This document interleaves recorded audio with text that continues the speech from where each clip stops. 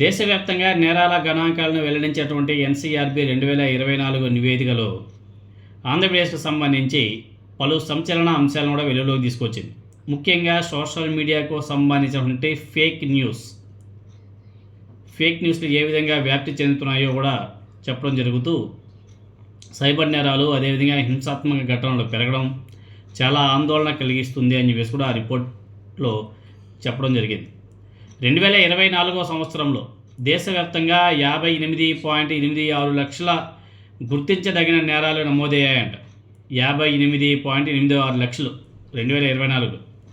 ఇవి గత ఏడాదితో పోలిస్తే 6% తగ్గుదల అని చెప్పేసి కొంతమంది చెప్తున్నారు. కానీ ఆంధ్రప్రదేశ్లో మాత్రం గత ఇయర్స్తో కంపేర్ చేసుకుంటే ఈ 2024 ఎప్పుడైతే కూటమి అధికారంలో చేపట్టిందో అప్పటి నుంచి ఈ నేరాలు పెరిగిపోయాయని చెప్పేసి చాలా స్పష్టంగా చెప్పడం జరిగింది.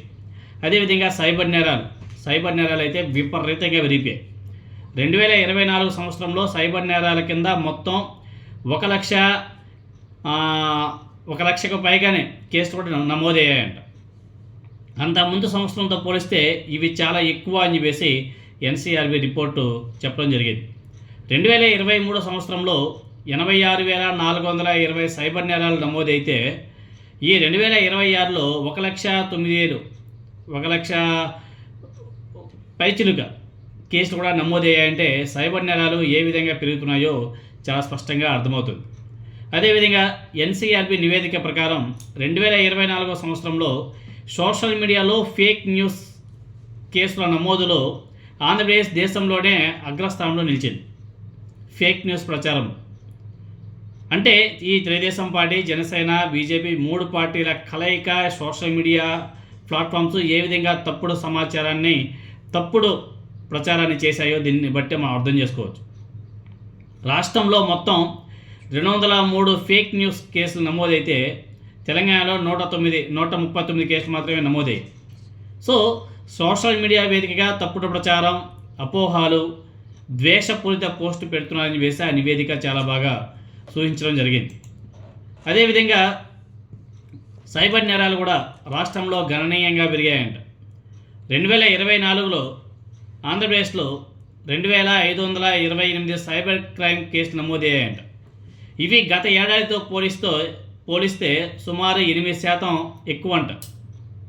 అంటే గత జగన్మోహన్ రెడ్డి గారి ప్రభుత్వంతో కంపేర్ చేసుకుంటే ఈ కూటమి ప్రభుత్వంలో అన్నీ కూడా పెరిగాయి అని చెప్పేసి చాలా స్పష్టంగా అర్థమవుతుంది. ఆన్లైన్ మోసాలు, banking frauds, social media hacking వంటి కేసులు అధికంగా నమోదయ్యాయంట. మరోవైపు రాష్ట్రంలో మొత్తం నమోదైనటువంటి నేరాల సంఖ్య కూడా భారీగా పెరిగిందంట.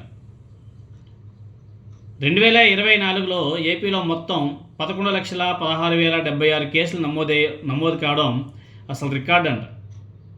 ముఖ్యంగా హింసాత్మక నేరాలు, మహిళల మీద దాడులు, దోపిడీలు పెరిగినట్లు ఆ నివేదికలో పేర్కొంది. ఇక మానవ అక్రమ రవాణా కేసుల్లో ఆంధ్రప్రదేశ్ దేశంలో 3వ స్థానంలో నిలవడం జరిగింది. ఈ గణాంకాలు రాష్ట్రంలో నేర నియంత్రణ, అదేవిధంగా సైబర్ భద్రత, సోషల్ మీడియా పర్యవేక్షణ మీద మరింత దృష్టి పెట్టాల్సిన అవసరాన్ని సూచిస్తున్నాయి. ఇక్కడ ఎక్కువ సోషల్ మీడియాలో తప్పుడు ప్రచారం, తప్పుడు మాటలు, అదేవిధంగా హెరాస్మెంట్, వ్యక్తిత్వ హననం ఎక్కువగా ఈ జనసేన, తెలుగుదేశం పార్టీ నుంచి ఎక్కువగా ఉంటాయి. వీటిని కానీ తగ్గిస్తే ఆటోమేటిక్గా అందరూ కూడా సెట్ అయిపోతారు.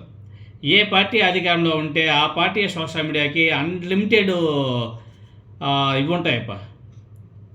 కానీ ప్రతిపక్ష పార్టీ సోషల్ మీడియా మాత్రం కంట్రోల్లో ఉంటాయి. కానీ అధికారంలోకి వచ్చినటువంటి పార్టీలు మాత్రం ఆ సోషల్ మీడియాలో మాత్రం విపరీతంగా ఉంటాయి. కేసులు పెట్టినా కానీ వారి మీద పోలీసులు కేసు కూడా నమోదు చేయరు. ఈవెన్ కిరా కార్పి కానీ, అదేవిధంగా సీమరాజా, ఇంకెవరెవరో తెలుగుదేశం పార్టీ సోషల్ మీడియాలో ఇంకెవరో అదేదో ఉంటుంది ఒక యూట్యూబ్ ఛానల్లో ఐడియా ఉంటుంది, చాలా ఉన్నాయి. థింక్ అంతరాని ఇయ్యదు అసలు. వీళ్ళంతా కూడా ఇదే పని, వ్యక్తిత్వ హనం. ఒక M19 కానీ, తెలుగు 360 కానీ, వీళ్ళంతా కూడా వ్యక్తిత్వ హనం ఏ విధంగా చేస్తుంటారో మీకు అందరికీ కూడా తెలిసింది. యూట్యూబ్ ఛానల్ ద్వారా, సోషల్ మీడియా ప్లాట్ఫామ్లో వేస్తే అబ్బా నా సామిరంగా లేచినప్పటి నుంచి పడుకునే వరకు అసలు అవి చూస్తే నిజంగానే చాలా దారుణంగా ఉంటాయి. మీకు అందరికీ తెలిసిన వైఎస్ జగన్మోహన్ రెడ్డి గారు ముఖ్యమంత్రిగా ఉన్నప్పుడు తెనాలిలో ఒక మహిళకి జగన్మోహన్ రెడ్డి గారు ఇంటి పట్టా ఇచ్చారని చెప్పేసి పాపం ఆ మహిళ ఎంజాయ్ చేస్తుంటే ఆ అమ్మాయిని ఏ విధంగా ట్రోల్ చేసి ఆ అమ్మాయి ఆత్మహత్య చేసుకునే విధంగా చేశారు మనం కూడా చూసాం కదా. అదేవిధంగా ఇంగ్లీష్ బెండపూడి విద్యార్థులు ఇంగ్లీష్ మీడియంలో అనర్గళంగా మాట్లాడుతుంటే, వాళ్ళు అమెరికన్ లాంగ్వేజ్ మాట్లాడుతుంటే దాన్ని ఏ విధంగా ట్రోల్ చేస్తారో మనం కూడా చూసాం కదా. అది అలాంటి దౌర్భాగ్యమైన పరిస్థితిలో ఉంది ఆంధ్రప్రదేశ్. ఆ సోషల్ మీడియా ట్రోలింగ్ చూస్తే అసలు ఏంద్ర బాబు అనిపిస్తుంది ఒక్కోసారి.